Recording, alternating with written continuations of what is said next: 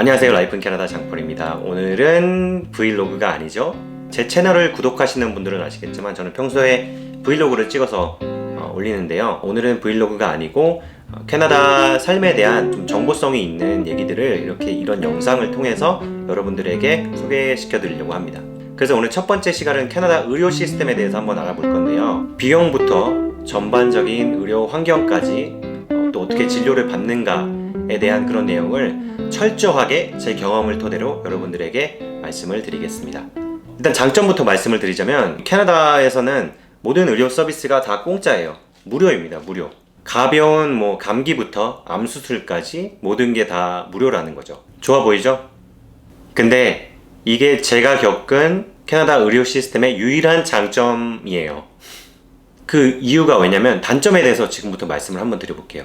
첫 번째로 내 병을 진단받고 진료하고 치료하기까지의 시간이 굉장히 오래 걸린다는 거예요. 전반적인 캐나다 사람들의 느릿느릿한 성향, 공무원이고 어디 회사를 가건 병원에 가도 세워라 내워라 하는 그런 성향 때문에 업무 처리가 굉장히 느립니다. 제가 가볍게 한번 예를 들어볼게요. 예를 들어서 눈병이 생겼다고 해봅시다. 병원에 가야겠죠? 근데 그냥 병원에 가느냐? 아닙니다. 캐나다에 오시고 헬스케어, 그러니까 건강보험을 발급받으신 후에 가장 먼저 첫 번째로 해야 될 일이 주치의를 정하는 겁니다. 패밀리 닥터라고 하죠. 그럼 이제 패밀리 닥터를 정했으니까 바로 의사를 만날 수 있느냐? 아니죠.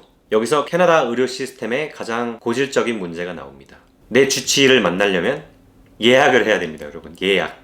아무래도 아픈 본인이나 가족의 증상을 설명하고 진료 내용을 알아듣고 하기 위해서 영어가 이렇게 쉽지 않잖아요. 나중에 늦게 이민을 오신 분들, 편하지 않으신 분들이 많기 때문에 보통 보면은 한국인 주치의를 정하시는 경우가 굉장히 많습니다. 그런데 제가 살고 있는 이 에드먼튼 뿐만 아니라 다른 소도시나 대형 도시를 가봐도 한국인 주치의가 생각보다 이렇게 많지 않아요. 그러면 자연스럽게 한 명의 한국인 주치의가 굉장히 많은 수의 한국 사람들을 진료해야 되는데, 그렇게 바쁜 한국 사람을 주로 진료하는 패밀리 닥터를 그날 바로 예약해서 만나기가 쉬울까요? 아니죠. 제 경험상 한국 주치의를 만나려면 적어도 하루 전에는 예약을 미리 해야 됩니다. 물론 워크인이라고 해서 그냥 당일 전화해서 오세요. 4시 반에 비었네요. 그때 오실 수 있으면 오시겠어요? 이런 식으로 예약을 통해서 의사 선생님을 만날 수도 있겠지만 그게 항상 보장되는 일이 아니거든요. 그래서 제 경험상 본인 증상을 영어로 설명하시고 또 의사 선생님이 설명해주는 그런 내용을 잘 알아들을 수 있는 그런 수준의 영어 실력이 되신다면 한 명의 의사가 근무하는 클리닉에 가시는 게 아니라 여러 명의 의사가 있는, 여러 명의 패밀리 닥터가 근무하고 있는 클리닉에 가시면 최대한 빠른 시일 내에 의사를 볼 수 있는 확률이 높아집니다. 자, 어쨌든 이렇게 저렇게 해가지고 주치의랑 예약을 잡았다고 볼게요. 잡았다고 칩시다. 자, 약속된 시간에, 예약한 시간에 주치의를 만나러 가죠. 그래서 이렇게 저렇게 제가 여기가 아픕니다. 눈이 이렇게 눈병이 나가지고요. 눈이 빨갛고 눈물이 나요. 이렇게 설명을 했어요. this is 별거 아니네요. 프리스크립션 드릴 테니까 약국 가셔가지고 약 받으셔서 아이에다가 하루에 3번 드랍 하시고 그래도 뭔가 프로그레스가 진전이 되지 않으시면은 그때 다시 한번 찾아오시면 됩니다. 예약 잊지 마시고요. 환자분 상태를 보니까 조금 더 추가 검사가 필요할 것 같아요.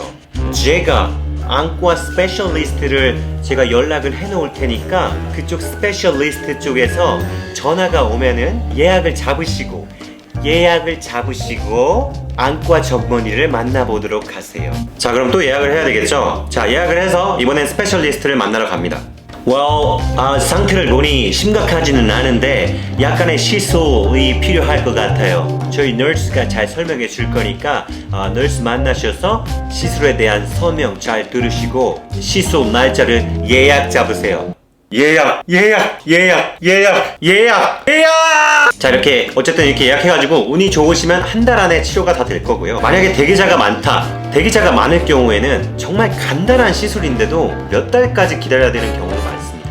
자, 지금 제가 설명드린 게 캐나다에서 의사를 만나고 진료하고 치료하는 그런 과정이에요. 근데 제가 예로 든 거는 비교적 간단한 안과 간단한 병이었지만 만약에 큰 병이라면 어떻게 해야 될까요? 어떤 분이 검사를 받고 결과를 기다리기까지 한 3개월 정도가 지났어요.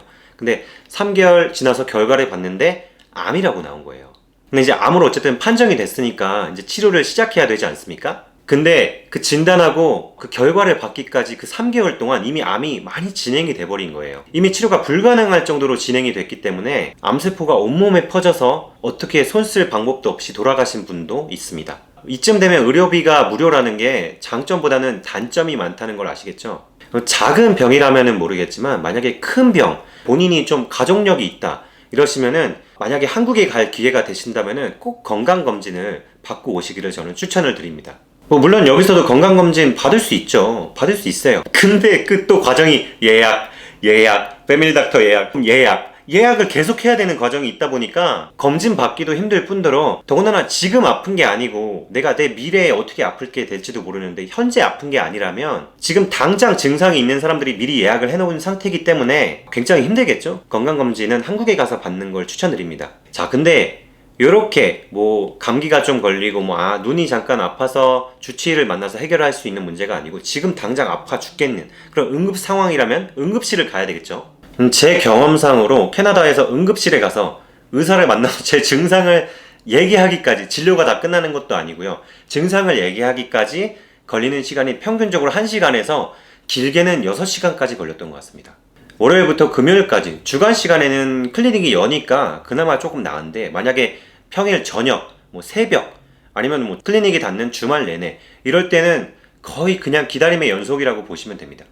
아니, 기다리다가 병이 낫는 경우도 있겠더라고요. 그래서 저는 만약에 정말 급한 상황이다, 사고가 났다, 그럴 때는 빨리 응급실로 그냥 가는 게 아니고 앰뷸런스를 불러서 꼭 타고 가시기를 추천드립니다. 앰뷸런스를 타고 가면은 정말 응급 환자로 분류가 되기 때문에 대기하는 시간 없이 거의 바로 의사를 만날 수가 있어요. 근데 이것도 다 돈이에요.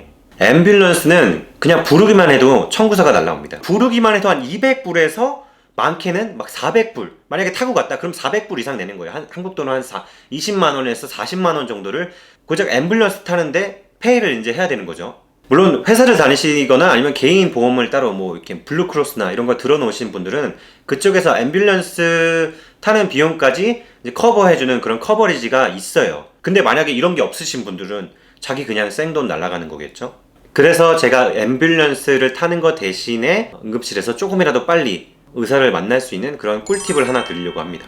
제가 살고 있는 에드먼튼 같은 경우는 응급진료 서비스를 받을 수 있는 기관이 4개에서 5개 정도 있습니다. 응급실을 가시기 전에 구글에다가 저 같은 경우에는 에드먼튼 Emergency Department Wait Times 라고 검색을 하시게 되면은 병원별로, 각자 도시에 있는 병원별로 현재 얼마의 시간을 걸려야 의사를 볼 수 있는지 그 현황이 나와요. 안 그래도 아파서 서럽고 외롭고 그런데 만약에 혼자 응급실에 가서 기다려야 되는 상황이다. 그럼 얼마나 힘들고 더 아프게 느껴지고 괴롭겠습니까? 그러니까 응급실 가시기 전에 꼭 검색을 먼저 하셔서 어떤 병원에 가야 대기 시간이 가장 짧을지 계산을 먼저 하시고 확인을 하시고 응급실로 가시는 걸 저는 추천드려요. 어쨌든 이 정도로 제가 설명드린 이 정도로 캐나다의 의료 서비스는 느린 게 사실입니다. 근데 또 어떻게 생각해보면은 이 캐나다의 의료 시스템이 다른 나라에 비해서 느리다거나 후졌다거나 뒤처졌다거나 그런 게 아니라 저희 한국 사람들, 한국에서 빠르고 편리한 그런 의료 혜택을 받고 살다가 이곳 캐나다에 와서 살다 보니 느리고 꽉 막히고 답답하고 불편하게 느껴지는 점도 없지 않아 있는 것 같습니다. 역시 의료 혜택은 한국이 정말 킹왕짱 최고인 것 같습니다. 자, 오늘 이렇게 첫 번째 시간으로 캐나다 의료 시스템에 대해서 알아봤는데요. 정말 많은 분들이 이민하고 싶어하는 이런 캐나다인데 의료 면에서는 정말 사실 불편한 점이 정말 많은 것 같습니다. 그래서 제 결론은 한국에서 사시든 캐나다에서 사시든 건강이 최고인 것 같아요. 아무튼 이 영상을 보시는 분들도 관리 잘 하셔서 다가올 가을과 겨울 2019년 하반기를 건강하게 마무리하실 수 있기를 바라고요. 혹시나 이런 의료 시스템에 대해서 다른 질문 사항이 있으시다면은 댓글을 달아주시면 제가 성심성의껏 제가 아는 한에서 댓글을 달아드리도록 하겠습니다. 네, 그럼 제 영상 끝까지 봐주셔서 정말 너무 감사하고요. 저는 다음 영상에서 또 찾아뵙도록 하겠습니다. 여러분, 키워주세요. 이거 진짜 영상 좀 찍어보려니까 이 날파리들이 왜 이렇게 날아다녀 진짜. 진짜. 야이!